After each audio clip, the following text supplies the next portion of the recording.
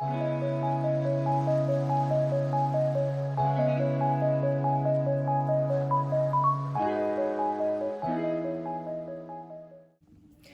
Nour.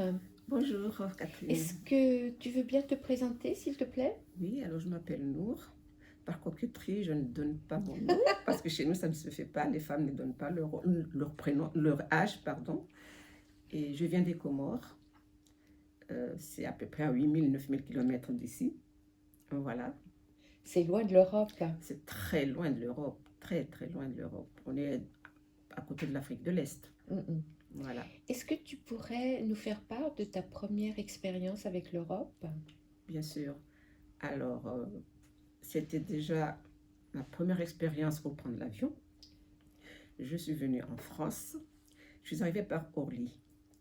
Et déjà, la première impression, c'était que je trouvais que les gens ne vous regardaient pas. Vous avez l'habitude de dire bonjour quand vous venez d'un pays comme le mien. Vous dites bonjour, les gens sont étonnés, ils ne vous répondent pas. Donc, c'était déjà une petite crispation, mais bon, bref. Après, je me suis adaptée. Je me suis adaptée au pays. Je suis venue en France, à Paris. Donc, ça s'est très bien passé après. Je suis venue pour mes études. J'ai fait mes études sans aucun problème. Et j'ai bien aimé l'Europe et surtout la France. Et je suis restée depuis. Et tu as fait des études de quoi? Alors, j'ai fait des études. D'abord, à la fac, j'ai fait des études de lettres. Après, j'ai bifurqué. J'ai fait des études d'infirmière. Et je suis restée infirmière. Ah oui. J'ai fait ma carrière donc dans les hôpitaux de Paris. Ce sont des souvenirs qui t'émeuvent beaucoup.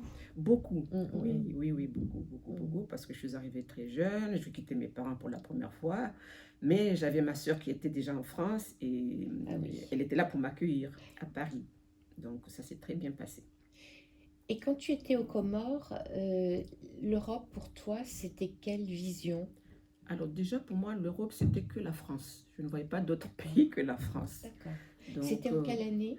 je suis venue en France dans les années... Non, mais je veux dire au moment où tu pensais à l'Europe. Ah, mais l'Europe, on y pensait toujours parce on allait à l'école, on nous apprenait. Donc, D'accord. on connaissait les pays d'Europe. Hmm. Mais ça, bon, moi, je suis venue en France dans les années 72, 71, 72. Mhm. Donc, je connaissais déjà ce que c'était que l'Europe. D'accord. Voilà. Les Comores étaient déjà indépendantes? Non. Non. Les Comores n'étaient pas encore indépendantes, on était encore français à D'accord. l'époque. Ah oui, d'accord. Voilà. Donc, c'était plus facile pour venir faire des études en France. D'accord. Voilà.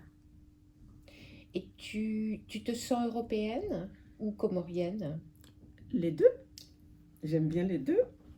Je me sens peut-être un peu plus européenne parce que bon, j'ai plus passé mon temps en Europe, en France qu'aux Comores. Mhm.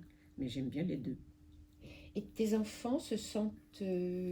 Mes enfants, c'est pareil. Enfin, j'ai un fils, alors pour rigoler, il dit toujours, moi je suis comorien, avant de dire je suis français.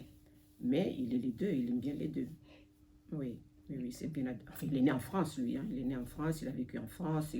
Il est parti aux Comores avec moi pour aller passer des vacances, mais il n'a jamais vécu aux Comores. D'accord. Voilà.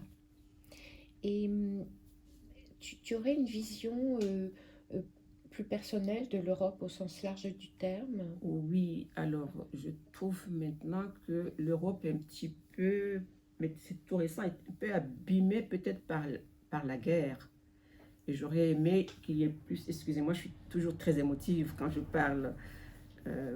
J'aurais aimé voir une Europe plus complice et plus en paix, Mhm.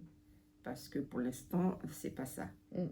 Peut-être que ce qui nous réunit un petit peu, c'est la monnaie européenne. Mhm. On est un peu moins dépaysé quand on va dans d'autres pays. Moi, j'ai l'habitude d'aller souvent en Belgique et c'est plus facile d'utiliser l'euro Mhm. que d'utiliser une monnaie étrangère. Donc, dans ce sens-là, oui, j'aime l'Europe. Je trouve que ça manque un peu de complicité et d'union. Mhm. Mais ça, c'est peut-être des raisons politiques. Mhm. Voilà. Et tu aurais une vision, euh, l'Europe idéale, elle se comporte, elle serait comment? L'Europe idéale, c'était qu'on s'entende entre tous les pays européens, qu'on cesse un peu ces guerres qui ruinent les pays, qui abîment les gens, en fait. Voilà. Et j'aurais aimé avoir j'espère qu'on aura une Europe très, très unie et qu'on se concerte quand il y a des problèmes graves et que notre monnaie soit plus forte et qu'elle soit bien reconnue dans tous les pays européens. Et voilà.